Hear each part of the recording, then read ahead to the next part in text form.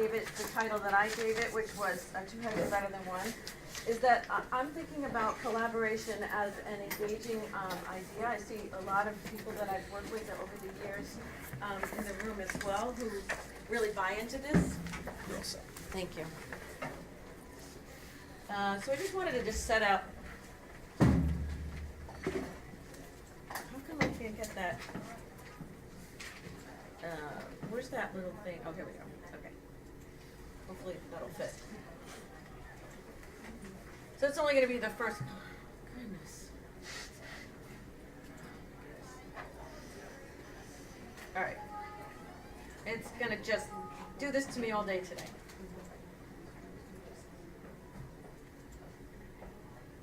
All right.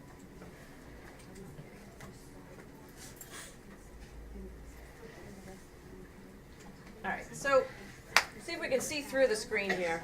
We're really looking at a way of managing courses to avoid stragglers. These are some of the problems and questions that our teachers have come to me over the last couple of years.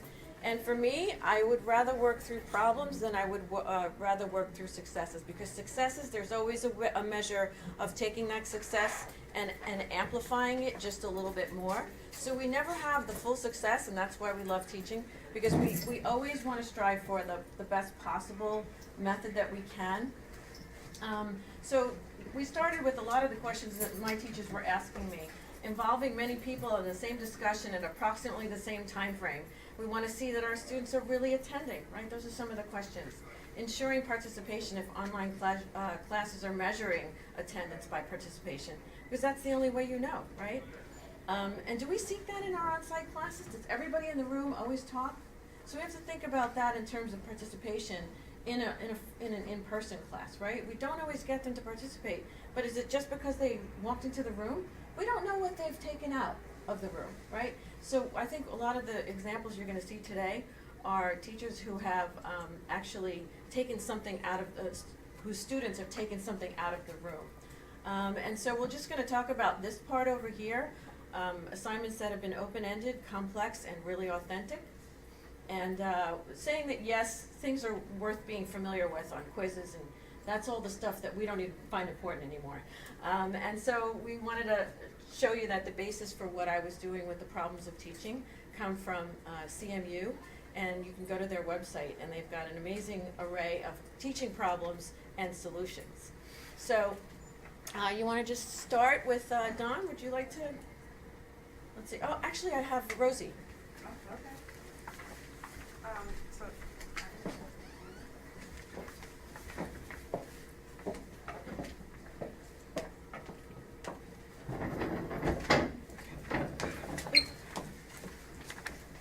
Good afternoon, everyone.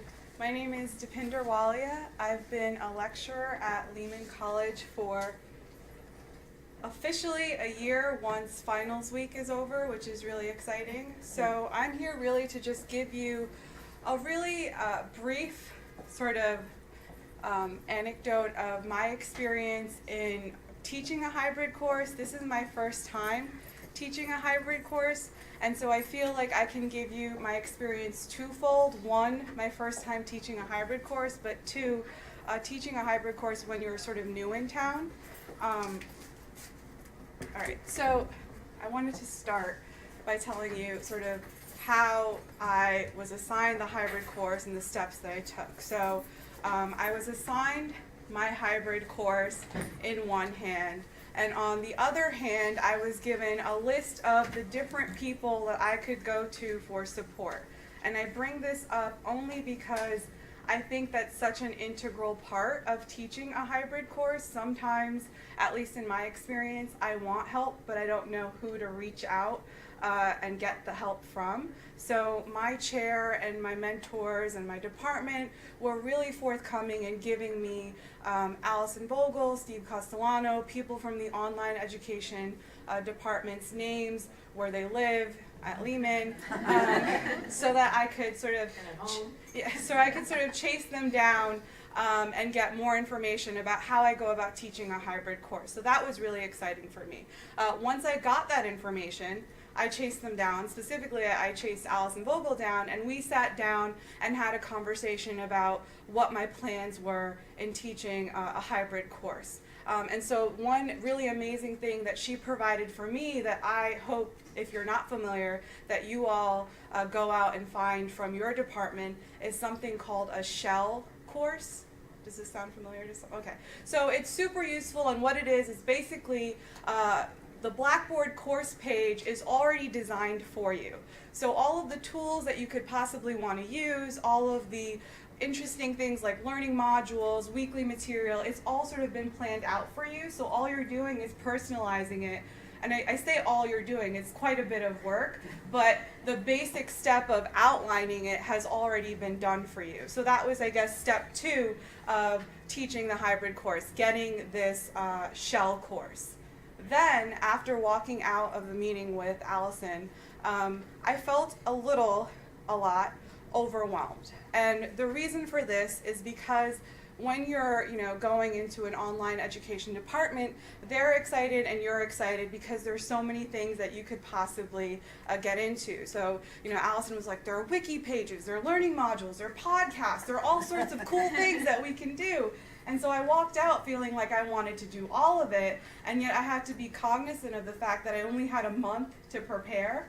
And so one thing that really helped me was having, and you can't really see that, but I'll read what it says, having a conversation with myself and asking myself, in teaching this hybrid course, what are some takeaways that I have, and what are some objectives that I have for my students?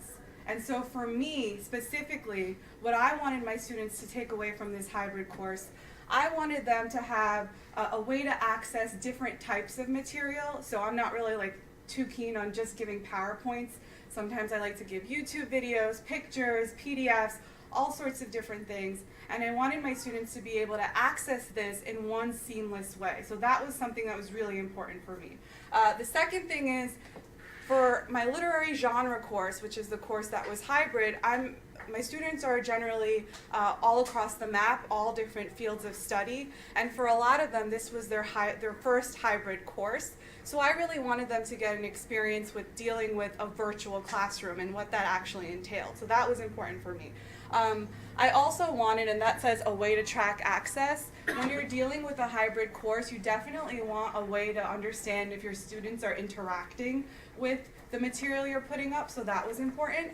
And then the final thing that I thought was important for me, but I later realized it wasn't important, I wanted my students to be able to post responses in something similar to a discussion forum. So after having this conversation with myself, I realized what tools that Allison excitedly told me about I actually wanted to invest time in. And so what I wanted to do now is show you 2 of the tools in particular that I used. So this is magically my Blackboard page for literary genres. And as you can see, when I was talking about the shell course, so things like this, these buttons, if everyone can see, these were already designed. I could just rename them, but they're all designed for me.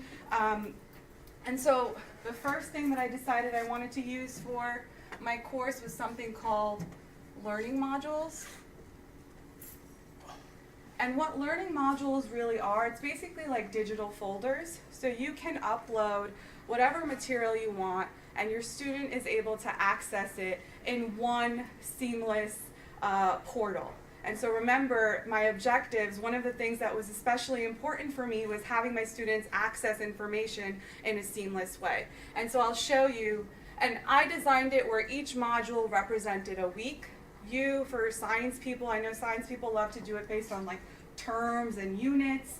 If you're teaching a summer course, which I am in the summer, you can do it by day. Week worked best for me. And so I just want to put student mode on. This is what a student would see. So let's say we're in week 4. This is the layout. So you'll see it's a table of contents, everything. They can see sort of a general idea of what they're going to see, and then they would just click the arrow. So the first thing they'll get is an overview of the week, right? Objectives, my plans, and what I want them to learn. And then the readings and resources for the week.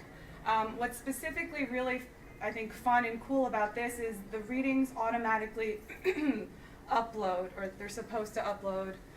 You're supposed to be able to see the story here. If it doesn't work, then you can just click this and then it'll open it up in a new window.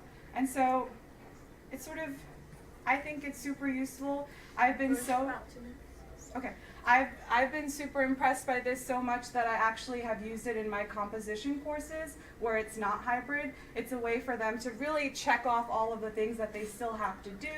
And so then the second part, for the sake of time, is something called a voice thread.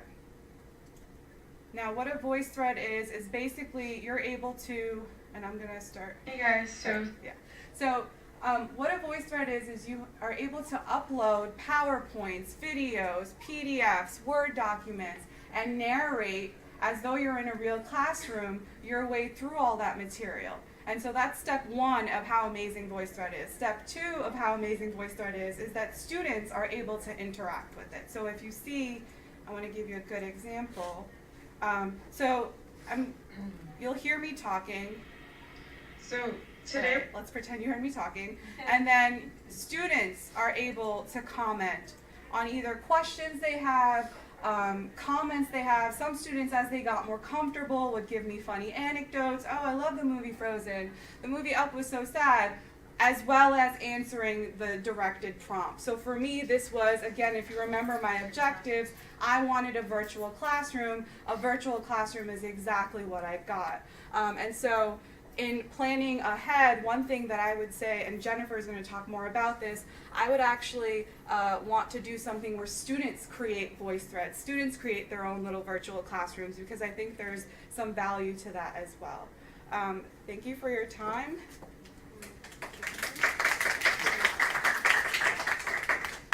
So next we have Don Sutherland. It's on this, right next to it.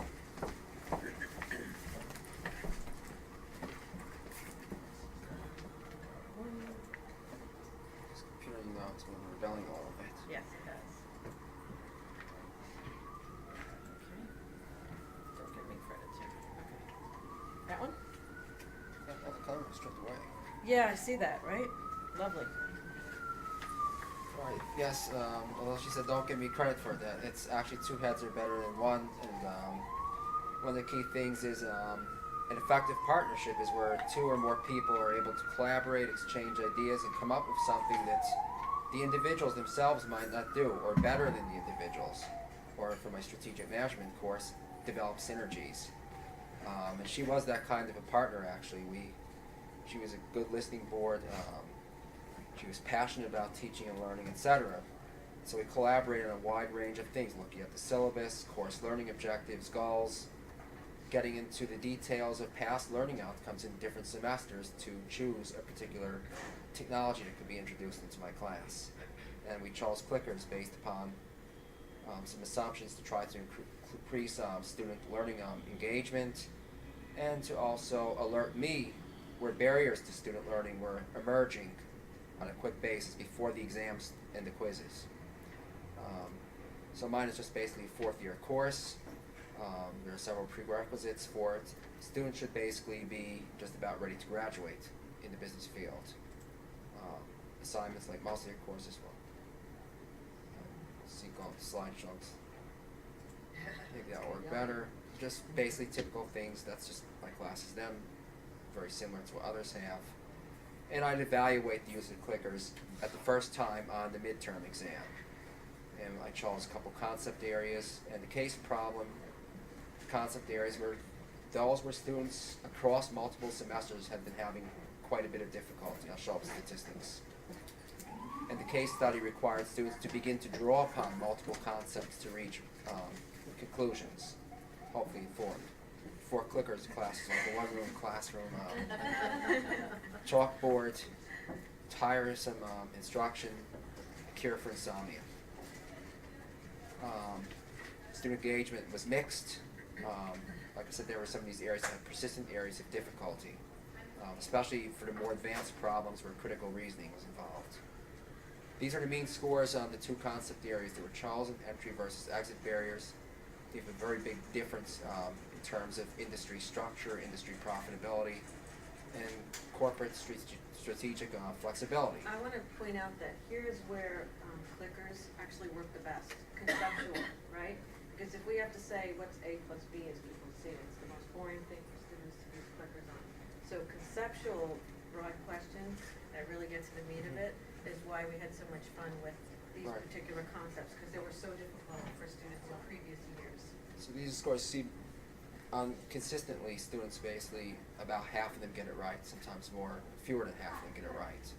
The value chain by weights of 66.7 to 2/3 came only in the previous semester where I made an extra effort, traditional lecture style, to help them. So their score was much higher there. And the case problem again, basically a little bit over half of it was right. Pretty wide standard deviation to break down here. And then we introduced the clickers based upon consultations with Allison. Take a look now, the clickers this in the shaded area, higher than what had been achieved before. And really no extra effort on my part. And look at the value chain, even another large increase in that area, even above where there had been extra instructional effort in the past.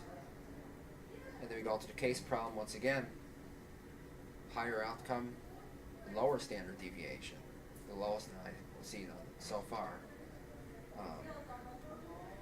And so students were also engaged in answering questions, discussing solutions with one another, which I think did help them, and trying to understand why others got incorrect answers or chose different things. I think that helped them navigate different problems, and be more efficient in trying to solve them. I asked the students also what they felt about the clickers. All said they were helpful. The most pessimistic outlook was that one student said it was a slight but positive learning experience. And one student said he had recalled several concepts that were specifically from the clickers on the midterm, and it helped him. Early results are promising. I think you do need to target the questions where you develop them, or at least at the beginning, where I focused on areas of difficulty. Students need to prepare before class, and it's a good way to make sure they are doing their assignments. And then pedagogical need to drive the technology choice, not the other way around. And of course, regular recurring collaboration with Allison or the online education office is important. A once and done model limits the type of learning and improvement that can take place. Of course, I'll take another look at the final exam. I'll also take a look at standardized, realized student learning. See if these gains were sustained. Anecdotal evidence since the midterm suggests that they were, but the numbers will tell a story. I'll make some adjustments, we'll reassess it again next semester. And of course, there's always room for improvement. Colleges hear that, instructors should too.